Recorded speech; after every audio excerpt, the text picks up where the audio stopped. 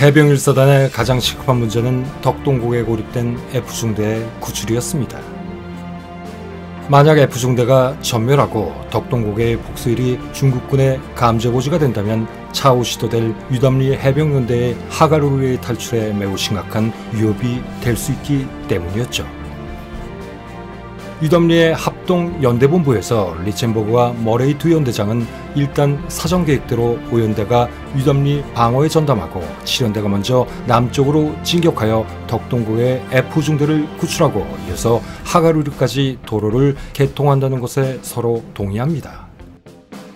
그러나 탈출로 주변을 완전히 포위하고 있는 중국군을 상대로 이 작전을 성공시키려면 중국군이 절대로 예상하지 못할 특별한 선행작전 하나가 더 필요했습니다.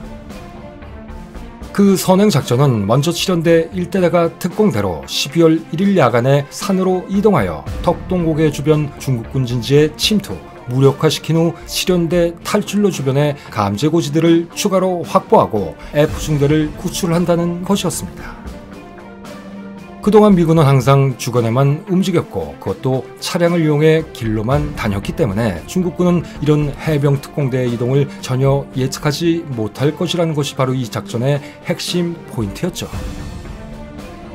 그런데 문제는 그동안의 전투에서 지칠 대로 지친 1대대 특공대가 F중대 방어 진지까지 가야 하는데 그것도 무려 6km를 평지가 아닌 해발 1520m의 캄캄한 고지를 넘어가야 하는 험난한 야간 산악 행군이었다는 점입니다.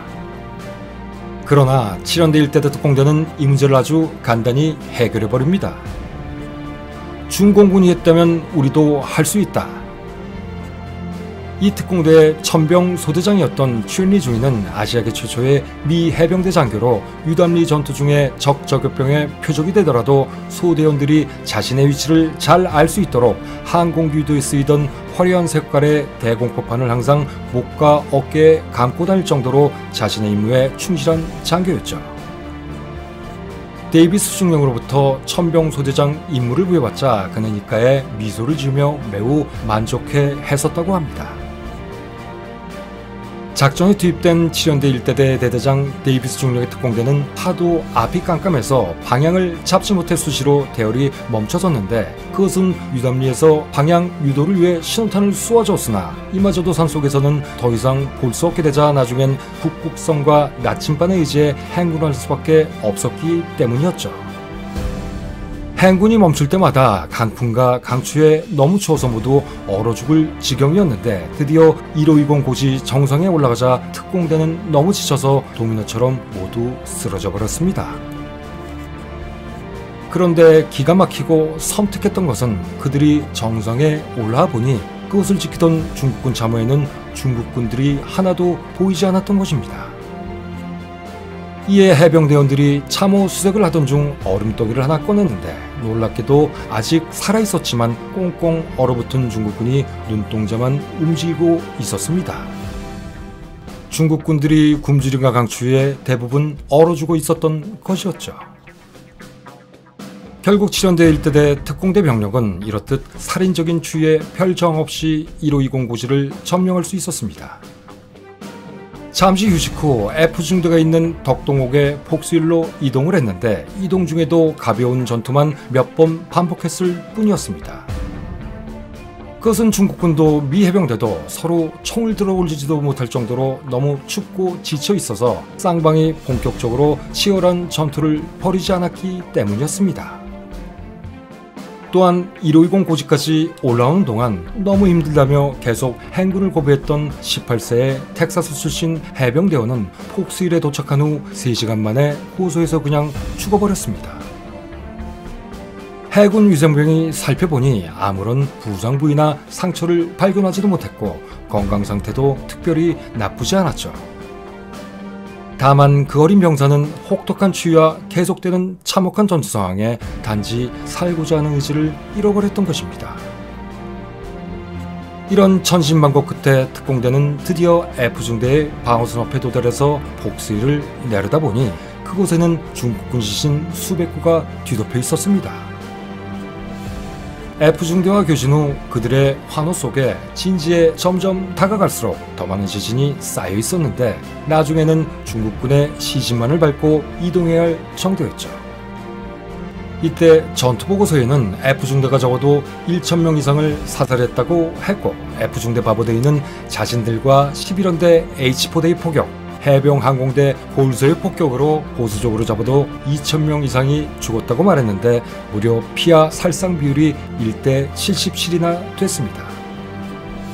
심지어 F중대는 중국군 시신으로 바리케이트까지 쳐놓았을 정도였죠. 어쨌든 7연대 1대대와 F중대의 합류 성공 시간은 12월 2일 오전 11시 20분이었습니다. F중대는 소속 중대원, 2대대 화기중대 일부, 해군 위생병을 합쳐 총 246명이었는데 5일간의 격전으로 전사 26명, 실종 3명, 부상 89명 등 총 사상자 118명이 발생했으며 장교는 7명 중 6명이 부상당했습니다. 한편 하가루리 북쪽 호수 지역을 방어하던 미 해병1사단 자동차 수송대 대장 올림빌 중령은 얼어붙은 장전에서 계속 육군 병력들이 도망쳐오자 해군 위생병과 운전병만 데리고 얼어붙은 호수를 지프로 이동하여 육군 병사들을 찾아다녔습니다. 총알이 날아오는 위험한 상황이긴 했지만 중간에 마주친 중국군에게 싸울 의사가 없다는 것을 보여주기 위해 총을 얼음판에 내려두고 구출한 부상자를 지프에 싣고 후송했습니다. 얼음 위와 근처 호숫가에는 부상당한 육군 병사 수백 명이 흩어져 있었죠. 구조작전은 다음날 12월 3일에도 계속됐는데 이때 더 많은 병사들이 구조작전에 동참했습니다. 페이스 부대를 공격했던 중국군 84단이 남쪽으로 이동하고 이후 장진호 동안지역을 접수했던 중국군 94사단 병사들은 이 광격을 보고만 있기도 했고 때로는 총을 쏘기도 했지만 올림빌 중령은 용감하게도 이에 전혀 아랑곳하지 않았고 심지어 도로 위까지 올라가 불타버린 차량 행렬을 뒤져 모두 전사한 것을 확인까지 했습니다.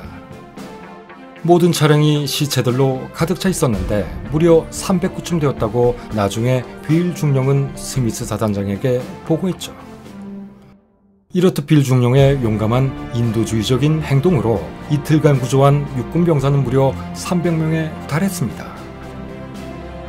훗날 해병대원들은 졸렬한 지휘를 해서 부대를 전멸시키고 이유 없이 부하를 직결 처분한 페이스는 사후 명예훈장을 받고 목숨을 걸고 육군 300명을 구출한 올림빌 중령은 십자 무공훈장에 그친 것에 대해 항상 육군부터 먼저 생각하는 미 정부와 군 당국의 과도한 육군 감싸기라며 비난했습니다. 결국 장진호 동쪽에서 차출한 육군 병력 385명과 먼저 후동리에서 도착한 육군 병력까지 합쳐 490명의 육군 패잔병이 하갈우리에 있게 됩니다. 이들은 후동리의 직원이었던 31연대 작전과장 앤더슨 중령의 지휘 아래 임시대대를 편성해 31-7이라는 이름으로 해병 7연대에 다시 배속됐습니다. 그러나 하갈우리의 방어작전에 투입돼야 할 육군의 사기는 이미 땅에 떨어진 상태였죠. 그들은 이젠 전쟁은 나와 상관없다는 식으로 행동했고 어떻게든 꾀병으로 부상자 수송기를 타고 탈출하려고만 했습니다.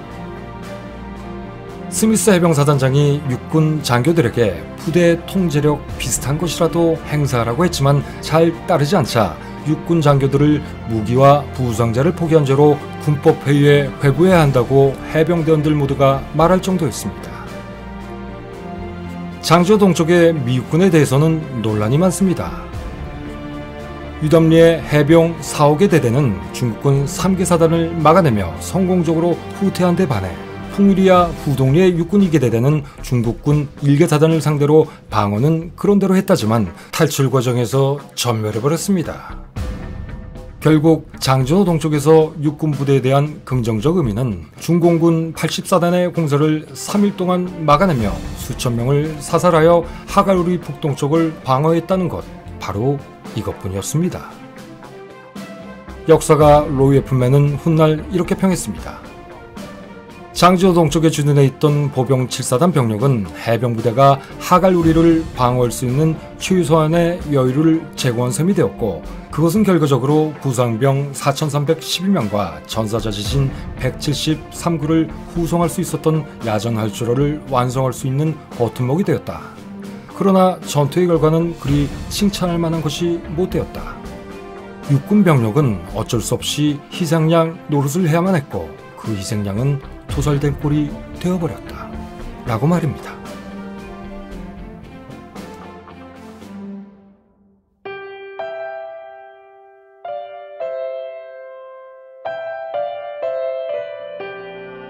유덤리에서 후퇴하던 이계연대의 부상자 수는 어마어마했습니다. 차량으로 이동하는 중상자 1,000명에 도보로 이동하는 경상자는 800명이 넘었었죠. 중간에 합류한 복수일에 주둔했던 F중대의 부상자는 태울 자리가 없어서 부상자들을 지프 본넷 위에 3명씩 눕혀놓아 추위와 총알살에 그대로 노출될 수밖에 없었고, 훼손이 심한 시신들은 위치를 기록한 장소에 가매장하고, 나머지 시신들은 트럭 흙바지, 심지어 대포의 포신에 묶어놓기까지 했습니다. 이날은 살갗을 찢어대는 영하 45도의 혹독한 날씨와 극심한 피로로 행군이 정지할 때마다 다들 그 자리에 쓰러져 잠이 들곤 했었는데, 병사들이 행군이 너무 힘들어 주저앉을 때마다 장교들은 하갈 우리에서는 벌써부터 버터와 메이플 시럽을 듬뿍 바른 핫케이크와 뜨거운 커피를 우리를 위해 준비하느라 바쁘다. 이 사실은 방금 무전을 통해 받은 사실이다. 그러니 조금만 더 힘을 내자 라고 행군을 독려했지만, 이 말은 사실 지어낸 것이었죠. 갈수록 심해지는 추위에 중국군도 상황이 좋지 않은 것은 마찬가지여서 제대로 공격해오는 부대가 거의 없을 정도였습니다. 대부분의 경우 저격병 한두 명이 공격을 해왔었는데, 그때마다 해병은 공습 요청으로 이들을 무자비하게 처리해버렸습니다. 행군 도중 가끔 참호에 있던 꽁꽁 얼어붙은 중국군들을 발견하곤 했는데, 그들은 숨 쉴 때만 입김이 나오고 후레쉬를 비추면 눈이 불빛을 따라 돌아가서 살아있는 것만을 알 수 있을 정도였습니다. 심지어 도로 곳곳에 해병대가 피워놓은 화토불에 중국군들이 비무장 상태로 다가와 해병들과 함께 어색하게 불을 쬐다가 몸이 녹으면 다시 산비탈 위로 올라가는 일이 발생할 정도였죠. 23km라는 짧은 거리를 무려 이틀 반 동안이나 행군한 끝에 12월 3일 오후 7시가 다 되어 선두부대가 하갈 우리방어선 북쪽 끝 검문소에 도달했습니다. 그러나 해병들은 며칠 동안 세명과 면도도 못해 몰골이 엉망이었고 피곤해 절어 있었지만, 그 시점부터 어느 하사관이 그 특유의 페리스 아일랜드식 억양의 구령에 맞춰 발을 구르며 행진하기 시작하였고, 그러자 모두들 머리를 높이 들고 해병의 노래까지 부르며 검문소를 통과했죠. 참전했던 병사들은 당시 트럭에 실려있던 전사한 해병들이 마치 강시처럼 하사관이 외치는 행군구령을 듣고 다시 살아나서 트럭을 내려와 행진대열에 합류할 것 같을 정도로 감동적이었다고 훗날 회고했습니다. 이로써 군사 전문가들을 믿을 터니 명명한 전사상 가장 완벽한 철수작전이 시작됐습니다. 그리고 하갈 우리에 도착하니 장교들이 말했던 버터와 메이플 시럽을 듬뿍 바른 핫케이크와 뜨거운 커피가 정말로 해병대를 기다리고 있었습니다. 하지만 어디까지나 7연대의 선두부대가 하갈 우리에 도착한 것이고, 아직도 탈출 행렬의 후위를 지키기 위해 유덤리에는 5연대 2대대가 남아있었고, 덕동고개 북쪽의 터길리에서는 7연대 3대대가 통로 확보를 위해서 방어진을 치고 있었습니다. 오후 늦게는 유덤리에 남아있던 해병 포병 11연대도 철수하면서 이제 해병 5연대 2대대만 홀로 남아 진지를 방어하고 있었죠. 서부전선의 미육군 2사단의 경우 후위를 맡았던 대대가 통째로 철수하지 못하고 전멸할 정도로 철수작전 후위 부대의 임무는 위험했습니다. 해병 5연대 2대대 헤럴드 로이스 중령은 습관대로 항상 담배를 입에 물고 있었는데, 그날도 담배를 입에 물고 중국군을 흥분시키지 않기 위해 뻔히 보이는 적에게도 사격을 하지 말라고 지시했습니다. 하지만 추위와 굶주림에 시달리던 중국군은 해병 포병대가 철수하면서 벌여진 유덤리 주변의 가옥들을 약탈하느라 정신이 없었기 때문에 그 명령은 그리 큰 의미가 없었습니다. 어둠이 깔리자 이때까지 유담리의 구호소에 마지막으로 남아있던 오연대 이대대 병사들은 절망감에 아무 말도 하지 않았고 아무것도 먹지 않으며 대기하고 있었습니다. 그러나 해병은 역시 해병이었죠. 그 긴박한 상황에서도 탈출 선두에 있던 병력들이 불안해하는 이대대 동료들을 응원하기 위해 자발적으로 다시 북쪽으로 후위 부대의 후위를 맡으려 이동했던 것입니다. 그럴 때쯤 대대장 로이스 중령이 출발 명령을 내렸습니다. 이 대대는 빠르게 이동하여 순식간에 터키를 지나갔고 그때 터키의 7연대 3대대가 자동적으로 또다시 후위의 최후위가 되어 이들을 보호했습니다. 이처럼 그들의 빈틈없는 군기와 끈끈한 전우회가 결국 탈출 작전을 성공시킨 원동력이 되었던 것입니다. 공병대가 부서진 도로를 고치고 포병대는 이동하며 중국군 보병부대와 직접 교전을 해서 100여 미터 남짓한 거리를 두고 견인포를 제대로 방열도 못한 채 직사로 발사하여 격퇴하는 등 악전 고투 끝에 하루가 지난 12월 4일 오후가 되어 이들도 마침내 하가루리에 도착했습니다. 다행히 먼저 철수한 7연대처럼 이들도 극심한 추위로 일시적인 저항에 전면적인 공세는 받지 않았죠. 그런데 12월 1일부터 4일까지 유담리 하가루리 간 통로만 공격을 안 받은 것이 아니었습니다. 이때부터 고토리, 진흥리 등 장진군 전 지역에서 중국군의 공격이 서서히 둔화되고 있었던 것입니다. 중국군은 11월 27일 초기 공세 때부터 너무나 큰 피해를 입어 이때부터 더 이상 공격할 여력이 남아있지 않았고 또한 살아남은 병력들도 급속히 떨어진 기온으로 더 이상 공격할 의지가 남아있지 않았던 것입니다. 그리고 무엇보다 해병 항공단과 항공모함 필리핀스와 레이트에서 출격한 해군기들이 도로 양쪽에 네이팜탄의 화력 터널을 만들어 주어서 송으로 누빈 옷을 입고 있던 중국군을 마치 타들어가는 심지처럼 소멸시켜버렸고 네이팜탄의 화염폭풍이 주변의 공기를 다 빨아들이면서 나머지 중국군 병사들까지 질식사 시켜버렸습니다. 육군의 페이스 부대도 만약 후동리의 기갑 부대가 먼저 철수하지 않고 서로 굳건한 정직력과 전우회로 똘똘 뭉쳐서 이동했었다면 아마 해병대처럼 든든한 항공지원 아래 무사히 하가루리까지 탈출할 수 있었을 것입니다. 그러나 앞에서 언급했듯이 육군의 장교들은 지휘하기를 포기하고 민가로 숨어버렸고 병사들은 저격당한 운전병 대신 운전대 잡기를 거부했으며 자신의 동료들을 버렸습니다. 그 바람에 제대로 된 방어는 해보지도 못하고 각기 흩어져 산발적으로 도망치다가 알아서 전멸해버리는 추태를 벌였던 것입니다.